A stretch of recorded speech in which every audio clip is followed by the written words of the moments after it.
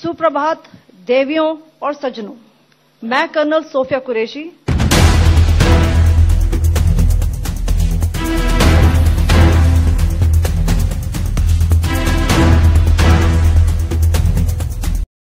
ನಮಸ್ಕಾರ ವೀಕ್ಷಕರೇ ಆಪರೇಷನ್ ಸಿಂಧೂರದ ಬೆನ್ನಲ್ಲೇ ಇಬ್ಬರು ಮಹಿಳಾ ಸೇನಾಧಿಕಾರಿಗಳು ಭಾರಿ ಸದ್ದು ಮಾಡುತ್ತಿದ್ದಾರೆ.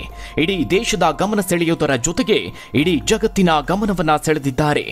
ಭಾರತೀಯ ಇತಿಹಾಸದಲ್ಲಿ ಮೊದಲ ಬಾರಿಗೆ ಇಬ್ಬರು ಮಹಿಳಾ ಅಧಿಕಾರಿಗಳು ಪ್ರಮುಖ ಮಿಲಿಟರಿ ಕಾರ್ಯಾಚರಣೆಯ ಕುರಿತು ಅಧಿಕೃತ ಪತ್ರಿಕಾಗೋಷ್ಠಿಯ ನೇತೃತ್ವ ವಹಿಸಿ ಇತಿಹಾಸವನ್ನ ಸೃಷ್ಟಿಸಿದ್ದಾರೆ. ಆ ಇಬ್ಬರು ಮಹಿಳಾ ಅಧಿಕಾರಿಗಳು ಬೇರಾರೂ ಅಲ್ಲ, ವ್ಯಾಪಕ ಕಾರ್ಯಾಚರಣೆಯ ಅನುಭವ ಹೊಂದಿರುವ ಭಾರತೀಯ ವಾಯುಪಡೆಯ helicopter pilot wing commander Vyomika Singh ಮತ್ತು ಹಲವು ಇತಿಹಾಸವನ್ನ ನಿರ್ಮಿಸಿರುವ ಭಾರತೀಯ ಸೇನೆಯ ಕರ್ನಲ್ ಸೋಫಿಯಾ ಖುರೇಶಿ. ವಿದೇಶಾಂಗ ಕಾರ್ಯದರ್ಶಿ ವಿಕ್ರಮ್ ಮಿಶ್ರಾ ಅವರ ಜೊತೆಗೆ ಆಪರೇಷನ್ ಸಿಂಧೂರದ ಬಗ್ಗೆ ಈ ಇಬ್ಬರು ವಿವರಿಸಿದ್ರು. ಇನ್ನು ಈ ಇಬ್ಬರ ಸಾಧನೆಯನ್ನ ಕೇಳಿದ್ರೆ, ಅವರ ಪರಾಕ್ರಮವನ್ನ ಕೇಳಿದ್ರೆ ಎಂತವರಿಗೂ ಸ್ಫೂರ್ತಿ ತುಂಬಬಲ್ಲದು. ಅಂತಹ ಸ್ಫೂರ್ತಿದಾಯಕ ಜೀವನದ ಕಥೆ ಅವರದ್ದು. ವೀಕ್ಷಕರೇ, ಪಹಲ್ಗಾಮ್ ದಾಳಿಗೆ ಬಲಿಯಾದಂತಹ ಕುಟುಂಬಕ್ಕೆ ನ್ಯಾಯ ಒದಗಿಸುವುದಕ್ಕೆ ಈಗಾಗಲೇ ಹಲವು ಉಗ್ರರ ತಲೆಯನ್ನ ಚೆಂಡಾಡಲಾಗಿದೆ. ಆಪರೇಷನ್ ಸಿಂಧೂರದಲ್ಲಿ ಈ ಇಬ್ಬರು ಅಧಿಕಾರಿಗಳು ಕೂಡ ಭಾಗಿಯಾಗಿದ್ದಾರೆ. ಪಾಕಿಸ್ತಾನದ ಮೇಲೆ ನಡೆದಂತಹ ದಾಳಿಯ ಬಗ್ಗೆ ಮಾಹಿತಿ ನೀಡುವುದಕ್ಕೆ ರಕ್ಷಣಾ ಸಚಿವರು ಅಥವಾ ವಾಯುಪಡೆ ಮತ್ತು ಸೇನಾಪಡೆಯ ಮುಖ್ಯಸ್ಥರು ಸುದ್ದಿಗೋಷ್ಠಿಯನ್ನ ನಡೆಸುತ್ತಾರೆ ಅಂತಲೇ ಎಲ್ಲರೂ ಭಾವಿಸಿದ್ರು. ಆದರೆ ಆ ಜಾಗದಲ್ಲಿ ಇಬ್ಬರು ಮಹಿಳಾ ಅಧಿಕಾರಿಗಳು ಕುಳಿತು ಈ ಆಪರೇಷನ್ ಸಿಂಧೂರದ ಬಗ್ಗೆ ಇಂಚಿಂಚು ಮಾಹಿತಿಯನ್ನ ಕೊಟ್ಟಿದ್ದಾರೆ. ಇದು ಮತ್ತೊಮ್ಮೆ ನರೇಂದ್ರ ಮೋದಿಯವರ ನಿರ್ಧಾರ. ಮೋದಿಯವರ ಈ ನಿರ್ಧಾರದ ಹಿಂದೆ ಪ್ರಮುಖ ಬಲವಾದ ಕಾರಣ ಇದೆ. ಮಿಶ್ರಾ ಅವರ ಜೊತೆಗೆ ಈ ಇಬ್ಬರು ಮಹಿಳಾ ಅಧಿಕಾರಿಗಳನ್ನ ಇಲ್ಲಿ ನೇಮಿಸುವ ಮೂಲಕವಾಗಿ ಸೂಕ್ಷ್ಮ ಸಂದೇಶವನ್ನ ರವಾನಿಸಿದ್ದಾರೆ. ಇಲ್ಲಿ ನಮ್ಮ ಕರ್ನಾಟಕಕ್ಕೂ ಮತ್ತಷ್ಟು ಹೆಮ್ಮೆಯ ಸಂಗತಿ ಅಂದ್ರೆ, ಇದರಲ್ಲಿ ಓರ್ವ ಮಹಿಳಾ ಅಧಿಕಾರಿ ನಮ್ಮ ಕರ್ನಾಟಕದ ಸೊಸೆ ಅಂದ್ರೆ ನೀವು ನಂಬಲೇಬೇಕು. ಹಾಗಾದ್ರೆ ಮೋದಿ ಮಹಿಳಾ ಅಧಿಕಾರಿಗಳನ್ನೇ ಇಲ್ಲಿ ನೇಮಿಸಿದ್ಯಾಕೆ? ಶತ್ರುಗಳ ಎದೆಯಲ್ಲಿ ನಡುಕ ಹುಟ್ಟಿಸುವ ಈ ರಣ ಬೇಟೆಗಾರರು ಯಾರು? ಆ ಇಬ್ಬರು ಸಿಂಹಿಣಿಗಳ ಹಿನ್ನೆಲೆ ಏನು? ಮೋದಿಯ ಈ ನಿರ್ಧಾರದ ಹಿಂದೆ ಯಾವೆಲ್ಲ ಸೂಕ್ಷ್ಮ ವಿಷಯಗಳು ಅಡಗಿದೆ? ಆ ಬಗ್ಗೆ ಒಂದು ಸಂಪೂರ್ಣವಾದಂತಹ ವರದಿ ನೋಡೋಣ.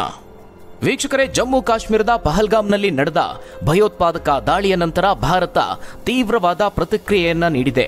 ಮೇ 7ರ ಮುಂಜಾನೆ ಭಾರತ ಪಾಕಿಸ್ತಾನ ಮತ್ತು ಪಾಕಿಸ್ತಾನ ಆಕ್ರಮಿತ ಜಮ್ಮು ಕಾಶ್ಮೀರದಾದ್ಯಂತ ಭಯೋತ್ಪಾದಕ ಶಿಬಿರಗಳ ಮೇಲೆ ಅನೇಕ ದಾಳಿಗಳನ್ನು ನಡೆಸಿತು. ಪಹಲ್ಗಾಮ್ನಲ್ಲಿ ಕೊಲ್ಲಲ್ಪಟ್ಟವರ ಪತ್ನಿಯರು ಮತ್ತು ಕುಟುಂಬಗಳ ಸ್ಮರಣಾರ್ಥ ಈ ಕಾರ್ಯಾಚರಣೆಗೆ ಆಪರೇಷನ್ ಸಿಂಧೂರ ಅಂತ ಹೆಸರಿಡಲಾಗಿದೆ. ಪಹಲ್ಗಾಮ್ ಉಗ್ರರ ದಾಳಿಗೆ ಆಪರೇಷನ್ ಸಿಂಧೂರದ ಮೂಲಕವಾಗಿ ಭಾರತೀಯ ಸೇನೆ ಪ್ರತಿಕಾರವನ್ನ ತೀರಿಸಿಕೊಂಡಿದೆ. ಈ ಕಾರ್ಯಾಚರಣೆ ಕುರಿತಾದ ಅಧಿಕೃತ ಮಾಧ್ಯಮಗೋಷ್ಠಿಯಲ್ಲಿ ಸಿಂಧೂರ ಆಪರೇಷನ್ನ ಭಾಗವಾಗಿರುವ ಭಾರತೀಯ ಸೇನೆಯ ಕರ್ನಲ್ ಸೋಫಿಯಾ ಖುರೇಶಿ ಮತ್ತು ವಾಯುಸೇನೆಯ ವಿಂಗ್ ಕಮಾಂಡರ್ ವ್ಯೋಮಿಕಾ ಸಿಂಗ್ ಮಾಧ್ಯಮಗಳಿಗೆ ಇಂಚಿಂಚು ಮಾಹಿತಿಯನ್ನ ಕೊಟ್ಟರು. ಈ ಸಂದರ್ಭದಲ್ಲಿ ಕರ್ನಲ್ ಖುರೇಶಿ ಅವರು ಗುಪ್ತಚರ ಮಾಹಿತಿ ಮತ್ತು ಗುರಿಗಳನ್ನ ವಿವರಿಸಿದ್ರೆ, ವಿಂಗ್ ಕಮಾಂಡರ್ ವ್ಯೋಮಿಕಾ ಸಿಂಗ್ ಅವರು ಭಾರತದ ಸಂಯಮ ಮತ್ತು ಪರಿಸ್ಥಿತಿ ಉಲ್ಬಣವನ್ನ ಎದುರಿಸಲು ಸಿದ್ಧತೆಯನ್ನ ವಿವರಿಸಿದ್ರು. ಇಬ್ಬರೂ ಸಹ ಈಗ ಇಡೀ ದೇಶದ ಗಮನ ಸೆಳೆದಿದ್ದಾರೆ, ಚರ್ಚೆಯ ವಿಷಯವಾಗಿದ್ದಾರೆ. ಇನ್ನು ಈ ಇಬ್ಬರ ಜೀವನದ ಕಥೆಯೂ ಕೂಡ ಅತ್ಯಂತ ಸ್ಫೂರ್ತಿದಾಯಕ. ಮೊದಲನೆಯದಾಗಿ ಕರ್ನಲ್ ಸೋಫಿಯಾ ಖುರೇಶಿ ಅವರು ಮೂಲತಃ ಗುಜರಾತ್ನ ವಡೋದರದವರು. 1981ರಲ್ಲಿ ಜನಿಸಿದ ಅವರಿಗೆ ಸದ್ಯ 44 ವರ್ಷ ವಯಸ್ಸು. ಸೋಫಿಯಾ ಅವರ ಮಿಲಿಟರಿಯೊಂದಿಗಿನ ಸಂಬಂಧ ತಲೆಮಾರುಗಳಷ್ಟು ಹಳೆಯದು. ಸೇನಾ ಹಿನ್ನೆಲೆಯ ಕುಟುಂಬದಿಂದ ಬಂದಿರುವ ಖುರೇಶಿ ಅವರ ತಾತ ಭಾರತೀಯ ಸೇನೆಯಲ್ಲಿ ಸೈನಿಕರಾಗಿದ್ರು. ಇನ್ನು ಅವರ ತಂದೆ ಕೂಡ ಸೇನಾ ವಿಭಾಗವೊಂದರಲ್ಲಿ ಶಿಕ್ಷಕರಾಗಿ ಕೆಲಸವನ್ನ ಮಾಡಿದ್ದಾರೆ. ಜೈವಿಕ ರಸಾಯನಶಾಸ್ತ್ರದಲ್ಲಿ ಸ್ನಾತಕೋತ್ತರ ಪದವಿಯನ್ನ ಹೊಂದಿರುವ ಸೋಫಿಯಾ ಖುರೇಶಿ ಅವರು 1999ರಲ್ಲಿ ಚೆನ್ನೈನ ಆಫೀಸರ್ಸ್ ಟ್ರೈನಿಂಗ್ ಅಕಾಡೆಮಿಯ ಮೂಲಕವಾಗಿ ನಿಯೋಜಿತರಾಗಿ ಭಾರತೀಯ ಸೇನೆಯ ಪ್ರಮುಖ ಶಾಖೆಯಾದ ಕಾರ್ಪ್ಸ್ ಆಫ್ ಸಿಗ್ನಲ್ಸ್ಗೆ ಸೇರಿಕೊಳ್ತಾರೆ. ಅಲ್ಲಿಂದ ಇಲ್ಲಿಯವರೆಗೆ ಹಲವು ಸಾಧನೆಗಳನ್ನ ಮಾಡುವ ಮೂಲಕವಾಗಿ ಇತಿಹಾಸವನ್ನೇ ನಿರ್ಮಿಸಿದ್ದಾರೆ. 2016ರಲ್ಲಿ ಎಕ್ಸ್ಪರ್ಟೈಸ್ ಫೋರ್ಸ್ 18 ಎಂಬ ಬಹುರಾಷ್ಟ್ರೀಯ ಮಿಲಿಟರಿ ಸಮರಾಭ್ಯಾಸದಲ್ಲಿ ಭಾರತೀಯ ಸೇನಾ ತುಕಡಿಯನ್ನ ಮುನ್ನಡೆಸಿದ ಮೊದಲ ಮಹಿಳಾ ಅಧಿಕಾರಿ ಎಂಬ ಹೆಗ್ಗಳಿಕೆಗೆ ಪಾತ್ರರಾಗಿದ್ದಾರೆ. 2016ರಲ್ಲಿ ಮಾರ್ಚ್ 2ರಿಂದ ಮಾರ್ಚ್ 8ರವರೆಗೆ ಪುಣೆಯಲ್ಲಿ ನಡೆದಂತಹ ಈ ಒಂದು ಸಮರಾಭ್ಯಾಸದಲ್ಲಿ ಚೀನಾ, ಅಮೆರಿಕ, ರಷ್ಯಾ, ಜಪಾನ್ ಮತ್ತು ದಕ್ಷಿಣ ಕೊರಿಯಾದಂತಹ ಪ್ರಮುಖ ದೇಶಗಳು ಸೇರಿದಂತೆ 18 ಆಸಿಯನ್ ದೇಶಗಳು ಭಾಗಿಯಾಗಿದ್ವು. ಅವರು ಶಾಂತಿ ಪಾಲನಾ ಕಾರ್ಯಾಚರಣೆಗಳು ಮತ್ತು ಮಾನವೀಯ ಗಣಿಕ್ರಿಯೆಯಲ್ಲಿ ತರಬೇತಿಯ ಮೇಲೆ ಕೇಂದ್ರೀಕರಿಸಿದ 40 ಸದಸ್ಯರ ಭಾರತೀಯ ತುಕಡಿಯನ್ನ ಮುನ್ನಡೆಸಿದ್ರು. ಆಗ ಖುರೇಶಿ ಅವರಿಗೆ 35 ವರ್ಷ ವಯಸ್ಸು. ಭಾಗವಹಿಸುವ ಎಲ್ಲ ರಾಷ್ಟ್ರಗಳ ಪೈಕಿ ಏಕೈಕ ಮಹಿಳಾ ಕಮಾಂಡರ್ ಆಗಿದ್ರು. ಹೀಗೆ ಬಹುರಾಷ್ಟ್ರೀಯ ಮಿಲಿಟರಿ ಕವಾಯತ್ನಲ್ಲಿ ಭಾರತವನ್ನ ಪ್ರತಿನಿಧಿಸುವ ಮೂಲಕವಾಗಿ ಇತಿಹಾಸವನ್ನ ನಿರ್ಮಾಣ ಮಾಡಿದ್ದಾರೆ. ಇನ್ನು ಕರ್ನಲ್ ಖುರೇಶಿ ಅವರು ವಿಶೇಷವಾಗಿ ವಿಶ್ವಸಂಸ್ಥೆಯ ಶಾಂತಿ ಪಾಲನಾ ಕಾರ್ಯಾಚರಣೆಗಳಲ್ಲಿ ಕೂಡ ಮಹತ್ವದ ಪಾತ್ರ ವಹಿಸಿದ್ದಾರೆ.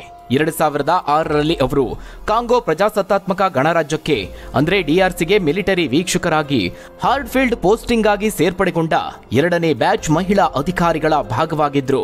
ಇದೇ DRCಯಲ್ಲಿ 2006ರ ಅಧ್ಯಕ್ಷೀಯ ಚುನಾವಣೆಯ ಸಮಯದಲ್ಲಿ ಅವರು ಚುನಾವಣೆ ಮತ್ತು ಜೆಂಡರ್ ಇಲಾಖೆಗಳೊಂದಿಗೆ ಸಮನ್ವಯವನ್ನ ಸಾಧಿಸಿ ಸ್ಥಳಾಂತರಗೊಂಡ ಮಕ್ಕಳನ್ನ ಮತ್ತೆ ಒಗ್ಗೂಡಿಸುವಲ್ಲಿ ಪ್ರಮುಖ ಪಾತ್ರ ವಹಿಸಿದ್ರು. 2010ರಿಂದ ಅವರು ನವದೆಹಲಿಯಲ್ಲಿರುವ ವಿಶ್ವಸಂಸ್ಥೆಯ ಶಾಂತಿ ಪಾಲನಾ ಕಾರ್ಯಾಚರಣೆಗಳ ಕೇಂದ್ರಗಳೊಂದಿಗೆ ಕೆಲಸವನ್ನ ಮಾಡುತ್ತಿದ್ದಾರೆ. ದಕ್ಷಿಣ ಆಫ್ರಿಕಾದಲ್ಲಿ ನಾಗರಿಕ ಮಿಲಿಟರಿ ಸಮನ್ವಯದ ಕುರಿತು ಮಹಿಳೆಯರಿಗೆ ತರಬೇತಿ ನೀಡಿದ್ದಕ್ಕಾಗಿ ಶಾಂತಿ ಪಾಲನಾ ಕಾರ್ಯಾಚರಣೆಗಳ ಇಲಾಖೆಯಿಂದ ಅವರನ್ನ ಮೊದಲ ಮಹಿಳಾ ಬೋಧಕರಾಗಿ ನಾಮನಿರ್ದೇಶನ ಮಾಡಲಾಯಿತು. ಅಲ್ಲದೆ ಅವರು ವಿಶ್ವಸಂಸ್ಥೆಯ ತರಬೇತಿ ತಂಡಗಳೊಂದಿಗೆ ಮೊದಲ ಮಹಿಳಾ ಬೋಧಕರಾಗಿ ಸೇವೆಯನ್ನ ಸಲ್ಲಿಸಿದ್ದಾರೆ. ಕಾಂಬೋಡಿಯನ್ ಸೈನ್ಯ ಮತ್ತು ಪೊಲೀಸರಿಗೆ ವಿಶ್ವಸಂಸ್ಥೆಗಳ ಅಂಶಗಳ ಕುರಿತು ತರಬೇತಿ ನೀಡಿದ್ದ ಅವರಿಗೆ ಕಾಂಬೋಡಿಯನ್ ಸೈನ್ಯವು ಎಕ್ಸಲೆನ್ಸ್ ಪ್ರಮಾಣ ಪತ್ರವನ್ನ ನೀಡಿದೆ. ಇನ್ನು ಕರ್ನಲ್ ಖುರೇಶಿ ಅವರು ಭಾರತದೊಳಗೆ ಕೂಡ ಹಲವಾರು ಮಹತ್ವದ ಕಾರ್ಯಾಚರಣೆಗಳಲ್ಲಿ ತೊಡಗಿಸಿಕೊಂಡಿದ್ರು. ವಿಶೇಷವಾಗಿ ಪಂಜಾಬ್ ಗಡಿಯಲ್ಲಿ ನಡೆದಂತಹ ಆಪರೇಷನ್ ಪರಾಕ್ರಮ್ನಲ್ಲಿ ಕೂಡ ಭಾಗವಹಿಸಿದ್ರು. ಇದಕ್ಕಾಗಿ ಅವರು general officer commanding in chief ಅವರಿಂದ ಪ್ರಶಂಸಾ ಪತ್ರವನ್ನ ಪಡೆದಿದ್ರು. ಇನ್ನು ಈಶಾನ್ಯ ಭಾರತದಲ್ಲಿ ಪ್ರವಾಹ ಪರಿಹಾರ ಕಾರ್ಯಾಚರಣೆಗಳ ಸಂದರ್ಭದಲ್ಲಿ ಸಂವಹನ ಕ್ಷೇತ್ರದಲ್ಲಿನ ಅವರ ಶ್ಲಾಘನೀಯ ಕೆಲಸಕ್ಕಾಗಿ ಖುರೇಶಿ ಅವರು ಸಿಗ್ನಲ್ ಆಫೀಸರ್ ಇನ್ ಚೀಫ್ ಅನ್ನುವ ಪ್ರಶಂಸಾ ಪತ್ರವನ್ನ ಗಳಿಸಿದ್ದಾರೆ. ಅಲ್ಲದೆ ಕಾಶ್ಮೀರ ಕಣಿವೆಯಲ್ಲಿ ನಡೆದ ಆಪರೇಷನ್ ಸದ್ಭಾವನಾದ ಭಾಗವಾಗಿದ್ರು. ಸೈನ್ಯವು ಆಯೋಜಿಸಿದ್ದ ಶಾಲೆಗಳು ಮತ್ತು ಕಾಲೇಜುಗಳಲ್ಲಿ ಉಪನ್ಯಾಸಗಳನ್ನು ನೀಡಿರುವ ಅವರು ಸಾಮುದಾಯಿಕ ತೊಡಗಿಸಿಕೊಳ್ಳುವಿಕೆ ಮತ್ತು ಜಾಗೃತಿಗೂ ಕೊಡುಗೆಯನ್ನ ನೀಡಿದ್ದಾರೆ. ಇದಿಷ್ಟು ಅವರ ಸೇನೆಯಲ್ಲಿನ ಸೇವೆಯ ಬಗ್ಗೆ ಆದರೆ ಇನ್ನು ಅವರ ಕುಟುಂಬದ ವಿಚಾರಕ್ಕೆ ಬಂದರೂ ಹಲವು ಇಂಟ್ರೆಸ್ಟಿಂಗ್ ಸಂಗತಿಗಳಿದೆ. ಕರ್ನಲ್ ಸೋಫಿಯಾ ಖುರೇಶಿ ಅವರು ಭಾರತೀಯ ಸೇನೆಯ ಹೆಮ್ಮೆಯ ಮಹಿಳಾ ಅಧಿಕಾರಿ ಮಾತ್ರವಲ್ಲದೆ ನಮ್ಮ ರಾಜ್ಯದ ಬೆಳಗಾವಿಯ ಸೊಸೆ ಎಂಬುದು ನಮ್ಮೆಲ್ಲರಿಗೂ ಹೆಮ್ಮೆಯ ಸಂಗತಿ. ಅವರು 2015ರಲ್ಲಿ ಮೆಕನೈಸ್ಡ್ ಇನ್ಫೆಂಟ್ರಿಯ ಅಧಿಕಾರಿ ಮೇಜರ್ ತಾಜುದ್ದೀನ್ ಬಾಗೇವಾಡಿಯವರೊಂದಿಗೆ ಪ್ರೀತಿಸಿ ಮದುವೆಯಾಗ್ತಾರೆ. ತಾಜುದ್ದೀನ್ ಅವರು ಬೆಳಗಾವಿ ಜಿಲ್ಲೆಯ ಗೋಕಾಕ್ ತಾಲೂಕಿನ ಕೊಣ್ಣೂರು ಗ್ರಾಮದವರು. ಇವರು ಸಹ ಭಾರತೀಯ ಸೇನೆಯಲ್ಲಿ ಸದ್ಯ ಕರ್ನಲ್ ಆಗಿ ಸೇವೆಯನ್ನ ಸಲ್ಲಿಸುತ್ತಿದ್ದಾರೆ. ಈ ದಂಪತಿಗೆ ಒಬ್ಬ ಮಗ ಇದ್ದಾರೆ. ಇನ್ನು ವಿಂಗ್ ಕಮಾಂಡರ್ ವ್ಯೋಮಿಕಾ ಸಿಂಗ್ ಅವರ ಜೀವನದ ಕಥೆಯೂ ಕೂಡ ಅಷ್ಟೇ ಸ್ಫೂರ್ತಿದಾಯಕ. ಭಾರತೀಯ ವಾಯುಪಡೆಯ ಹೆಲಿಕಾಪ್ಟರ್ ಪೈಲಟ್ ಆಗಿರುವ ವಿಂಗ್ ಕಮಾಂಡರ್ ವ್ಯೋಮಿಕಾ ಸಿಂಗ್ ಅವರಿಗೆ ಚಿಕ್ಕ ವಯಸ್ಸಿನಿಂದಲೂ ಆಕಾಶದಲ್ಲಿ ಹಾರಾಟ ನಡೆಸುವ ಕನಸಿತ್ತು. ವ್ಯೋಮಿಕಾ ಎಂಬ ಹೆಸರಿನ ಅರ್ಥವೇ ಆಕಾಶದ ಮಗಳು ಅಂತ. ಅವರ ಹೆಸರಿನ ಅರ್ಥವೇ ಅವರಿಗೆ ಹಾರಾಟದ ಕಲೆಯ ಬಗ್ಗೆ ಸಹಜವಾದಂತಹ ಉತ್ಸಾಹವನ್ನ ಹುಟ್ಟುಹಾಕಿತ್ತು. ತನ್ನ ಕನಸನ್ನ ಈಡೇರಿಸಲು ಅವರು ತಮ್ಮ ಶಾಲಾ ಜೀವನದಲ್ಲಿ ರಾಷ್ಟ್ರೀಯ ಕೆಡೆಟ್ ಕಾರ್ಪ್ಸ್ ಅಂದ್ರೆ NCCಗೆ ಸೇರ್ಪಡೆಗೊಳ್ತಾರೆ. ನಂತರ ಇಂಜಿನಿಯರಿಂಗ್ ಪದವಿಯನ್ನ ಪಡೆದುಕೊಳ್ತಾರೆ. ಅವರ ಕುಟುಂಬದಲ್ಲಿ ಮೊದಲಿಗರಾಗಿ ಸಶಸ್ತ್ರ ಪಡೆಯನ್ನ ಸೇರಿಕೊಳ್ತಾರೆ. 2004ರಲ್ಲಿ 21ನೇ ಮಹಿಳಾ short commission flying pilot course ಮೂಲಕ IAF ಅಂದರೆ ಭಾರತೀಯ ವಾಯುಪಡೆಗೆ ಸೇರ್ಪಡೆಗೊಳ್ತಾರೆ. ನಂತರದ ದಿನಗಳಲ್ಲಿ ಸತತ ಕಠಿಣ ಪರಿಶ್ರಮದಿಂದ 13 ವರ್ಷಗಳ ಬಳಿಕ ಅಂದ್ರೆ 2017 ಡಿಸೆಂಬರ್ 18ರಂದು ವ್ಯೋಮಿಕಾ ಅವರಿಗೆ ವಿಂಗ್ ಕಮಾಂಡರ್ ಹುದ್ದೆಯನ್ನ ನೀಡಲಾಯಿತು. 2019 ಡಿಸೆಂಬರ್ 18ರಂದು ಅಧಿಕೃತವಾಗಿ ಶಾಶ್ವತ ಭಾರತೀಯ ವಾಯುಪಡೆಯಲ್ಲಿ ಹೆಲಿಕಾಪ್ಟರ್ ಪೈಲಟ್ ಆಗಿ ನಿಯೋಜಿಸಲಾಯಿತು. ವೀಕ್ಷಕರೇ, ಇವತ್ತು ವ್ಯೋಮಿಕಾ ಸಿಂಗ್ ಅವರು ಸಾವಿರಾರು ಗಂಟೆಗಳ ಹಾರಾಟದ ಅನುಭವವನ್ನ ಹೊಂದಿದ್ದಾರೆ. ಆದರೆ ಇಂದಿನ ಅವರ ಸಾಧನೆ ಸಾಮಾನ್ಯವಾದುದಲ್ಲ. ಇದು 6ನೇ ತರಗತಿಯಲ್ಲೇ ಕಂಡಂತಹ ಕನಸು. ಈ ಬಗ್ಗೆ ಹಿಂದೊಮ್ಮೆ ವ್ಯೋಮಿಕಾ ಅವರೇ ತಮ್ಮ ಅಂದಿನ ದಿನಗಳ ಕನಸಿನ ಬಗ್ಗೆ ಹೇಳಿಕೊಂಡಿದ್ರು. 6ನೇ ತರಗತಿಯಲ್ಲಿದ್ದಾಗ ನನ್ನ ಹೆಸರಿನ ಬಗ್ಗೆ ಚರ್ಚೆ ನಡೀತಾ ಇತ್ತು. ನಾನು ಅರ್ಥ ಕೇಳಿದಾಗ ವ್ಯೋಮಿಕಾ ಅಂದ್ರೆ ಆಕಾಶವನ್ನ ತನ್ನ ಮುಷ್ಟಿಯಲ್ಲಿ ಹಿಡಿದವರು ಅಂತ ಅರ್ಥ ಅಂತ ಹೇಳಿದ್ರು. ಅದೇ ಪ್ರಕಾರವಾಗಿ ಇಂದು ಆಕಾಶವೇ ನನ್ನದಾಗಿದೆ ಅಂತ ವ್ಯೋಮಿಕಾ ಅವರು ತಮ್ಮ ಸಾಧನೆಯ ಬಗ್ಗೆ ಹೆಮ್ಮೆಯಿಂದ ಹೇಳಿಕೊಂಡಿದ್ದಾರೆ. ಸದ್ಯ ಅವರು ಅಪಾರ ಅನುಭವ ಹೊಂದಿರುವ ಹೆಲಿಕಾಪ್ಟರ್ ಪೈಲಟ್ ಆಗಿದ್ದು ಜಮ್ಮು ಕಾಶ್ಮೀರ ಮತ್ತು ಈಶಾನ್ಯ ಭಾರತ ಸೇರಿದಂತೆ ಹಲವು ಕಠಿಣ ಸವಾಲಿನ ಭೂಪ್ರದೇಶಗಳಲ್ಲಿ 2500 ಗಂಟೆಗಳ ಹಾರಾಟವನ್ನ ಮಾಡಿದ್ದಾರೆ. ಜೊತೆಗೆ ಚೇತಕ್ ಮತ್ತು ಚೀತಾ ಅನ್ನುವ ಹೆಲಿಕಾಪ್ಟರ್ ಹಾರಾಟವನ್ನ ನಡೆಸಿರುವ ಅವರು ಹಲವು ರಕ್ಷಣಾ ಕಾರ್ಯಾಚರಣೆಗಳಲ್ಲಿ ಕೂಡ ಪ್ರಮುಖ ಪಾತ್ರ ವಹಿಸಿದ್ದಾರೆ. 2020 ನವೆಂಬರ್ನಲ್ಲಿ ಅರುಣಾಚಲ ಪ್ರದೇಶದಲ್ಲಿ ಸಂಭವಿಸಿದ ಭಾರೀ ಮಳೆ ಮತ್ತು ಪ್ರವಾಹದ ಸಂದರ್ಭದಲ್ಲಿ ಪರಿಹಾರ ಕಾರ್ಯಾಚರಣೆಯಲ್ಲಿ ಭಾಗವಹಿಸಿದ್ರು. ಈ ಕಾರ್ಯಾಚರಣೆಗಳನ್ನ ಎತ್ತರದ ಪ್ರದೇಶಗಳಲ್ಲಿ ಕಠಿಣ ಹವಾಮಾನದಲ್ಲಿ ಮತ್ತು ಜೀವಗಳನ್ನ ಉಳಿಸಲು ವಾಯುಪಡೆಯ ಬೆಂಬಲ ನಿರ್ಣಾಯಕವಾಗಿರುವ ದೂರದ ಸ್ಥಳಗಳಲ್ಲಿ ನಡೆಸಲಾಗಿತ್ತು. ಇಂತಹ ಕಾರ್ಯಾಚರಣೆಗಳಲ್ಲಿ ಪ್ರಮುಖ ಪಾತ್ರವನ್ನ ನಿರ್ವಹಣೆ ಮಾಡಿದ್ದಾರೆ ವ್ಯೋಮಿಕಾ ಸಿಂಗ್. ಕೇವಲ ಇದಿಷ್ಟೇ ಅಲ್ಲ, ಅವರು ಮತ್ತೊಂದು ಐತಿಹಾಸಿಕ ಸಾಧನೆಯನ್ನ ಮಾಡಿದ್ದಾರೆ. 2021ರಲ್ಲಿ ಬರೋಬ್ಬರಿ 21,650 ಅಡಿ ಎತ್ತರವುಳ್ಳ ಮೌಂಟ್ ಮಣಿರಾಂತ್ ಪರ್ವತವನ್ನ ಏರಿದ ಭಾರತದ 3 ಸೇನಾ ಮಹಿಳಾ ದಂಡಯಾತ್ರೆಯ ಭಾಗವಾದರು. ಈ ಐತಿಹಾಸಿಕ ಸಾಧನೆಯ ಮೂಲಕವಾಗಿ ಉನ್ನತ ಮಹಿಳಾ ಅಧಿಕಾರಿಗಳಲ್ಲಿ ಅವರ ಸ್ಥಾನವನ್ನ ಮತ್ತಷ್ಟು ಭದ್ರಪಡಿಸಿಕೊಂಡ್ರು. ಸದ್ಯ ಈ ಇಬ್ಬರು ಅಧಿಕಾರಿಗಳು ಕೂಡ ಭಾರತದ ಇತಿಹಾಸದಲ್ಲಿ ಮೊದಲ ಬಾರಿಗೆ ಈ ರೀತಿ ಮಹಿಳಾ ಅಧಿಕಾರಿಗಳು ಬೇರೆ ದೇಶದ ಮೇಲಿನ ದಾಳಿಯ ಬಗ್ಗೆ ದೇಶದ ಜನತೆಗೆ ಮಾಹಿತಿಯನ್ನ ನೀಡಿದ್ದಾರೆ. ಇದು ಬಹಳ ಮಹತ್ವವಾದಂತಹ ನಿರ್ಧಾರವಾಗಿದೆ. ಇಂತಹ ಮಹತ್ವದ ನಿರ್ಧಾರದ ಹಿಂದೆ ಇರೋದು ಮತ್ತೆ ನರೇಂದ್ರ ಮೋದಿ. ಭಾರತದ ನಾರಿ ಶಕ್ತಿ ಬಗ್ಗೆ ಮಾತನಾಡುವ ಪ್ರಧಾನಿ ನರೇಂದ್ರ ಮೋದಿಯವರು ಭಾರತದ ಹಿಂದೂ ಮಹಿಳೆಯರ ಕುಂಕುಮ ಅಳಿಸಿದ ಉಗ್ರರಿಗೆ ತಕ್ಕ ಉತ್ತರವನ್ನ ಕೊಡೋದಕ್ಕೆ ಈ ಆಪರೇಷನ್ ಸಿಂಧೂರ ಅನ್ನುವ ಹೆಸರಲ್ಲೇ ಪಾಕಿಸ್ತಾನದ ಮೇಲೆ ದಾಳಿಯನ್ನ ನಡೆಸಿದ್ದಾರೆ. ಹಾಗೆ ಪಹಲ್ಗಾಮ್ ದಾಳಿಯಲ್ಲಿ ಮೃತರಾದವರ ಪತ್ನಿಯರಲ್ಲಿ ಧೈರ್ಯ ಮತ್ತು ಆತ್ಮವಿಶ್ವಾಸವನ್ನ ಮೂಡಿಸಲು ಮಹಿಳಾ ಅಧಿಕಾರಿಗಳಿಂದಲೇ ಸುದ್ದಿಗೋಷ್ಠಿಯನ್ನ ನಡೆಸಿದ್ದಾರೆ. ಆ ಮೂಲಕವಾಗಿ ಶತ್ರುಗಳಿಗೆ ಖಡಕ್ ಸಂದೇಶವನ್ನ ಕೊಟ್ಟಿದ್ದಾರೆ.